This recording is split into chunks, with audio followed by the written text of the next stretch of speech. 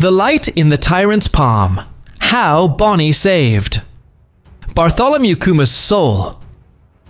For years, he was known simply as Kuma the Tyrant, an imposing, emotionless warlord who seemed more machine than man. But the Egghead arc has peeled back the layers of this tragic figure, revealing a story of immense suffering, profound love, and ultimate sacrifice. As the fan community has been passionately discussing, the entire trajectory of Kuma's life, his very soul, was saved from the brink of darkness by one tiny, pink-haired girl, Jewelry Bonney. This isn't just a backstory, it's the emotional core that redefines everything we thought we knew about him. Let's dive deep into the analysis, echoing the lively debates and heartfelt observations of the fans. On the verge of becoming the monster, the central and most powerful point raised by fans is a chilling what-if scenario. After the horrific abduction and tragic fate of Ginny, Kuma was broken. He was on a path of pure, unrestrained vengeance. As one commenter brilliantly put it, if Bonney had not appeared, Kuma's personality would have completely changed. He would have become more violent and ruthless, just as his tyrant moniker foretold.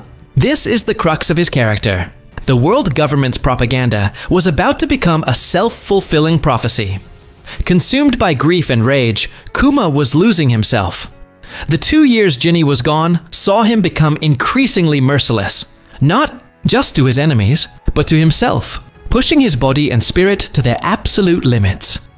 Then came Bonney. She was, as fans describe her, the ray of light that dispelled the dark clouds. She wasn't just a child he had to protect. She became his anchor to humanity. She gave him a new, sacred responsibility that prevented him from falling into an abyss of hatred. His life was, and remained, a tapestry of tragedy, but Bonney was the single, brilliant thread of hope that allowed him to not lose himself entirely. Oda's masterclass in father-daughter bonds, with a few notorious exceptions. Fascinating point brought up in the discussion is a meta-analysis of Eiichiro Oda's writing. One fan astutely observed, perhaps because he has 2 daughters in real life, Oda dedicates more affection when building father and daughter figures. This observation rings incredibly true. The list is long and powerful. Kuma and Bonney, Kiros and Rebecca, King Riku and Viola, Cobra and Vivi, Neptune and Shirahoshi. These relationships are consistently portrayed with immense tenderness, protection, and unconditional love. This is also where the fan discussion becomes so engaging, as they immediately bring up the counterexamples. Everyone is okay, except for that guy Judge Vinsmoke. One comment dryly notes, to which others quickly add, and Kaido. The debate that follows is pure gold. While Judge is universally condemned, the community is more divided on Kaido. Was he truly a heartless father? Or was he a tyrant dealing with a rebellious daughter who openly admired and emulated his mortal enemy, Odin? As one fan argues, Kaido loved his child. Look at how he fought her. He hit her lightly. If Kaido had been serious, it would have been over in one blow. This nuance highlights a core theme in One Piece. Family is complicated, and even monsters can possess a form of love, however twisted. This all circles back to Kuma, reinforcing a timeless message that fans cherish. Sacred family love is not necessarily about blood ties. The work of raising a child is often greater than the work of giving birth to one. Kuma chose to love Bonney, the child of the woman he loved, and the monster who destroyed her.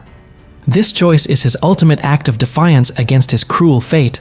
Story so tragic, it redefines suffering in One Piece. The sheer weight of Kuma's suffering has not been lost on the audience. His flashback has been so emotionally resonant that many fans are calling the Egghead arc superior to Wano. The pain is palpable, leading to darkly humorous but poignant observations like, "The most dangerous job in One Piece is probably adopting a daughter." Look at Bellemere and Kuma. Of course, with such a popular and emotional story, there comes a divide in the fandom. Many dedicated fans express frustration with those who complain the flashback is too long. Or, even worse, those who spam disrespectful memes. As one passionate fan wrote, "And yet, some people spam trashy images, while others complain about why Kuma's flashback is so long, even though this flashback is incredibly good and important." This sentiment shows how deeply invested the true fanbase is, defending the narrative choices that make this story so powerful. Ultimately, Kuma's journey solidifies his place at the very top of the list of One Piece's most tragic characters. He is a man who wanted nothing more than peace and freedom, yet was dealt a hand of constant, unimaginable pain. But through it all, his love for Bonney remained his unwavering truth. If you enjoy this video, please like, share, subscribe and hit the bell to the latest update from my channel. Thank you for watching till the end and see you in the next video.